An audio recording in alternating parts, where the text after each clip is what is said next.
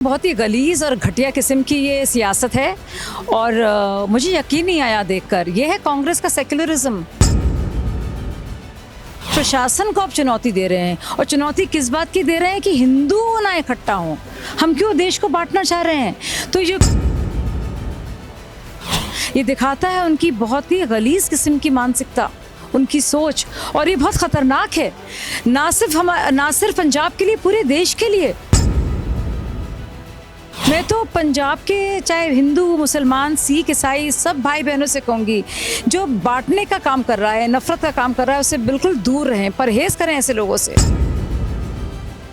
Madam and चोणां दे दौरान जे आपां BJP की गल करिए तो बीजेपी ते भी इस तरह के एलीगेशन लगते रहे हैं कि उन्होंने वालों धर्म की राजनीति की जाती है। अगर बीजेपी का भी कोई नेता हो या सपा का कोई नेता हो या आम आदमी पार्टी का कोई नेता हो जो कह रहा हो कि हम लोग हिंदुओं को यहाँ इकट्ठा नहीं होने देंगे, मुझे लगता है इलेक्शन कमीशन को सख्त से सख्त कार्रवाई लेनी चाहिए। अपने बयानों ਨੂੰ ਲੈ ਕੇ ਸਾਬਕਾ ਡੀਜੀਪੀ ਮੁਹੰਮਦ ਮੁਸਤਫਾ ਜਿਹੜੇ ਵਿਵਾਦਾਂ ਦੇ ਵਿੱਚ ਘਿਰਦੇ ਨਜ਼ਰ ਆ ਰਹੇ ਨੇ ਤੇ ਸਾਡੇ ਨਾਲ ਇਸ ਵੇਲੇ ਬੀਜੇਪੀ ਦੇ ਲੀਡਰ ਸ਼ਾਜ਼ੀਆ ਇਲਮੀ ਮੌਜੂਦ ਨੇ। ਇਹਨਾਂ ਵੱਲੋਂ ਕੰਪਲੇਂਟ ਵੀ ਜੋ ਇਲੈਕਸ਼ਨ ਕਮਿਸ਼ਨ ਨੂੰ ਉਹ ਦਿੱਤੀ ਗਈ ਹੈ। ਪਹਿਲਾਂ ਤਾਂ ਮੈਡਮ किस तरह देखते हो ਤੁਸੀਂ धर्म की राजनीति इस तरह की बयानबाजी करना, ਉਹਨੂੰ किस तरह देखते हो? मुझे लगता है बहुत ही गलीज़ और घटिया किस्म की ये सियासत है और मुझे यकीन नहीं आया देखकर। ये है कांग्रेस का सेक्युलरिज्म। इस तरह की राजनीति में यकीन करते हैं। राहुल गांधी तो ट्वीट करते हैं कि घृणा और नफरत की भाषा का इस्तेमाल नहीं होना चाहिए। मोहम्मद मुस्तफ़ा डीजीपी रह चुके हैं, आईपीएस अफसर की शपथ ली होगी उन्होंने, और वहाँ पे क्या कह रहे हैं, क्योंकि वो जानते हैं मलेरकोटला जहाँ पे वो अपनी पत्नी के लिए प्रचार कर रहे हैं, जो कि अभी भी संविधान की शपथ लेकर मंत्री भी बनी हैं, विधायक रह चुकी हैं, और अब क्या कौमी सिपाही, कौम के सिपाही हैं, अल्लाह की कसम खा रहे हैं, खुदा की कसम खा रहे हैं। चलिए खुदा की कसम खाइए आप मुसलमान हैं, मैं भी अल्लाह की कसम खाऊंगी, लेकिन आप कौम की कसम, आप अल्लाह की कसम क्यों खा रहे हैं और कौमी सिपाही क्यों हैं? क्योंकि आप वोटों के लिए नहीं लड़ रहे हैं, आप कौम के लिए लड़ रहे हैं। और क्यों लड़ रहे हैं? आप ज़िला प्रशासन को आप चुनौती दे रहे हैं, और चुनौती किस बात की दे रहे हैं कि हिंदू ना इकट्ठा हों। ये क्या बात है? मैं भी अल्लाह की कसम खाती हूँ क्योंकि मैं भी मुसलमान हूँ, ज़ाहिर है बात है, क्योंकि मेरा मज़हब है वो। लेकिन क्या मैं ये चुनौती दूंगी ज़िला प्रशासन को, अगर मैं कहीं चुनाव लड़ूंगी या लड़वाऊंगी किसी को, कि यहाँ पे हिंदू ना इकट्ठा हों? ये किस तरह की बात है? हम क्यों बर्दाश्त कर रहे हैं ऐसी भाषा को? हम क्यों देश को बांटना चाह रहे हैं? तो जो कैप्टन अमरिंदर ने बात कही थी ना कि बहुत ख़तरनाक लोग हैं ये, सिद्धू जैसे लोग बहुत ख़तरनाक है, और ये सिद्धू के ही क्लोज एड हैं, एडवाइज़र हैं, सलाहकार हैं, पीएस हैं, तो इस तरह की बात कह रहे हैं। तो दिखाता है उनका दिवालियापन, ये दिखाता है उनकी बहुत ही गलीज़ किस्म की मानसिकता, उनकी सोच, और ये बहुत ख़तरनाक है ना सिर्फ पंजाब के लिए, पूरे देश के लिए। और मुझे लगता नहीं है, मैं मलेरकोटला के सारे भाई बहनों से, ख़ास तौर से मेरे मुसलमान भाई बहनों से कहूँगी कि आपको तो बिल्कुल उन्होंने बिल्कुल रिड्यूस कर दिया है एक सियासी चारे की तरह। आपको दंगाई बनाने पर ये तुले हुए हैं।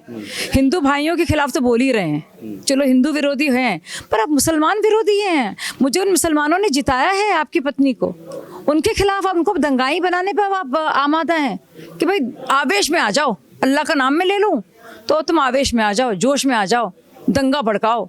ये कितनी अफसोस की बात है।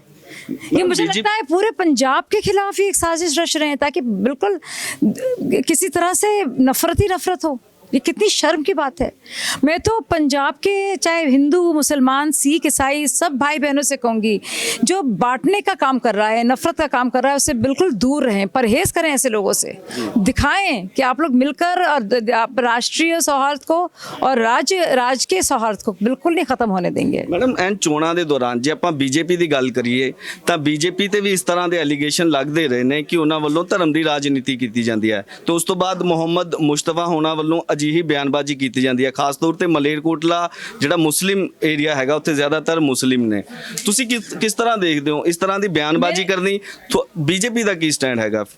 अगर बीजेपी का भी कोई नेता हो या सपा का कोई नेता हो या आम आदमी पार्टी का कोई नेता हो जो कह रहा हो कि हम लोग हिंदुओं को यहाँ इकट्ठा नहीं होने देंगे या मुसलमानों को यहाँ इकट्ठा नहीं होने देंगे और अल्लाह की कसम खा रहे हैं या ईश्वर की कसम खा रहे हैं या जीसस की कसम खा रहे हैं, तो मुझे लगता है इलेक्शन कमीशन को सख्त से सख्त कार्रवाई लेनी चाहिए। ਤੁਹਾਨੂੰ ਲੱਗਦਾ ਹੈ ਇਲੈਕਸ਼ਨ ਕਮਿਸ਼ਨ ਇਹਦੇ ਤੇ ਕੋਈ ਕਾਰਵਾਈ ਕਰੂਗਾ? ਕਿਉਂਕਿ ਆਪਾਂ ਇੱਕ ਇੱਥੋਂ ਤੱਕ ਸੀਮਿਤ ਰਹਿ ਜੰਨੇ ਕਿ ਇਲੈਕਸ਼ਨ ਕਮਿਸ਼ਨ ਨੂੰ ਸ਼ਿਕਾਇਤ ਦਿੱਤੀ, दैट्स ऑल, मतलब ओके। इलेक्शन कमीशन जिम्मेदार है, वो उसकी अथॉरिटी है, उसका ज्यूरिसडिक्शन है चुनाव के दौरान, तो हम लोग वहीं पे जाकर बाकायदा देंगे कि ये एनमिटी फैला रहे हैं, ये हेट स्पीच है, ये नफरत है। और ऐसा नहीं कि मुसलमानों के लिए कोई अच्छा काम कर रहे हैं, ये हिंदू विरोधी तो हैं, ये मुस्लिम विरोधी भी हैं, क्योंकि मुसलमानों को उन्होंने सियासी चारा बना दिया है। ਮੁਹੰਮਦ ਮੁਸ਼ਤਫਾ ਆਪਣੇ ਬਿਆਨਾਂ ਨੂੰ ਲੈ ਕੇ ਕਾਫੀ ਵਿਵਾਦਾਂ ਦੇ ਵਿੱਚ ਰਹਿੰਦੇ ਨੇ। ਇਸ ਤੋਂ ਪਹਿਲਾਂ ਇਲੈਕਸ਼ਨਾਂ ਦੀ ਗੱਲ ਕੀਤੀ ਜਾਵੇ ਤਾਂ ਉਹ ਜਦੋਂ ਆਪਣੇ ਅਹੁਦੇ ਤੇ ਹੁੰਦੇ ਨੇ ਤਾਂ ਉਹਨਾਂ ਨੂੰ ਟਰਾਂਸਫਰ ਕਰ ਦਿੱਤਾ ਜਾਂਦਾ ਹੈ ਜਾਂ ਉਹਨਾਂ ਨੂੰ ਕਿਸੇ ਹੋਰ ਪਾਸੇ ਉਹਨੇ ਦਿਨਾਂ ਲਈ ਛੁੱਟੀ ਦੇ ਦਿੱਤੀ ਜਾਂਦੀ ਹੈ। ਇਸ ਤਰ੍ਹਾਂ ਦੇ ਨਾਲ ਇੱਕ ਆਈਪੀਐਸ ਆਫੀਸਰ ਆਪਣੀ ਬਿਆਨਬਾਜ਼ੀ ਦਿੰਦਾ ਹੈ, ਕੀ ਸਮਝਦੇ ਹੋ ਤੁਸੀਂ? चाहे वो सिद्धू जैसे लोग हों जो किसी भी क्षेत्र में हों, चाहे वो मोहम्मद मुस्तफ़ा जैसे लोग हों, चाहे आईपीएस अफसर हों, चाहे राजनेता हों, हर जगह खतरा ही खतरा है। तो ऐसे लोगों से बिल्कुल दूर रहने की ज़रूरत है। मैं सच में चाहती हूँ ऐसे लोग राजनीति से, पब्लिक लाइफ में जहाँ पे भी हों बिल्कुल दूर रहें, क्योंकि वो सिर्फ नफरत फैलाने की बात करते हैं। मेरा आखिरी कमेंट है मैम, आखिरी सवाल है मेरा कि मजीठिया वालों ये आरोप लगाए गए ने कि बीजेपी ਤੇ ਕਾਂਗਰਸ ਇਹ ਵੀ ਟੀਮ ਹੈ, ਦੋਨੋਂ ਮਿਲੇ ਹੋਏ ਨੇ, ਤਾਂ ਚੰਨੀ ਤੇ ਕੋਈ ਕਾਰਵਾਈ ਨਹੀਂ ਹੁੰਦੀ, ਕਿਸ ਤਰ੍ਹਾਂ ਦੇਖਦੇ ਹੋ? पूरे देश में देखिए साजिया किसका रंग छाया है, कौन किसकी बीटी में, सबको सब जानते हैं। ਸੋ ਸਾਜ਼ੀਆ ਇਲਮੀ ਜੋ ਕਿ ਬੀਜੇਪੀ ਦੇ ਲੀਡਰ ਨੇ, ਜਿਨ੍ਹਾਂ ਵੱਲੋਂ ਇਹ ਦੱਸਿਆ ਗਿਆ ਕਿ ਕਿਸ ਤਰੀਕੇ ਦੇ ਨਾਲ ਖਾਸ ਤੌਰ ਤੇ ਇਹਨਾਂ ਵੱਲੋਂ ਟਾਰਗੇਟ ਕੀਤਾ ਗਿਆ ਸਾਬਕਾ ਡੀਜੀਪੀ ਮੁਹੰਮਦ ਮੁਸ਼ਤਫਾ ਨੂੰ, ਜਿਨ੍ਹਾਂ ਵੱਲੋਂ ਧਰਮ ਦੇ ਆਧਾਰ ਤੇ ਜਿਹੜੀ ਹੈ ਵੰਡਣ ਦੀ ਕੋਸ਼ਿਸ਼ ਕੀਤੀ ਜਾ ਰਹੀ ਹੈ ਤੇ ਕਈ ਸਵਾਲ ਵੀ ਇਹਨਾਂ ਵੱਲੋਂ ਚੁੱਕੇ ਗਏ ਨੇ ਤੇ ਇਹਨਾਂ ਵੱਲੋਂ ਇਸ ਦੀ ਸ਼ਿਕਾਇਤ ਜਿਹੜੀ ਹੈ ਇਲੈਕਸ਼ਨ ਕਮਿਸ਼ਨ ਨੂੰ ਵੀ ਦਿੱਤੀ ਗਈ ਹੈ। ਹੁਣ ਦੇਖਣਾ ਇਹ ਹੋਊਗਾ ਕਿ ਇਲੈਕਸ਼ਨ ਕਮਿਸ਼ਨ ਵੱਲੋਂ ਆਪਣੀ ਅਗਲੀ ਕਾਰਵਾਈ ਕੀ ਕੀਤੀ ਜਾਂਦੀ ਹੈ। ਕੈਮਰਾਮੈਨ ਜੈ ਵਰਧਨ ਦੇ ਨਾਲ ਪ੍ਰਲਾਦ ਸੰਗੇਲੀਆ ਦਾ ਸਟੋਰੀ ਟੀਵੀ ਚੰਡੀਗੜ੍ਹ।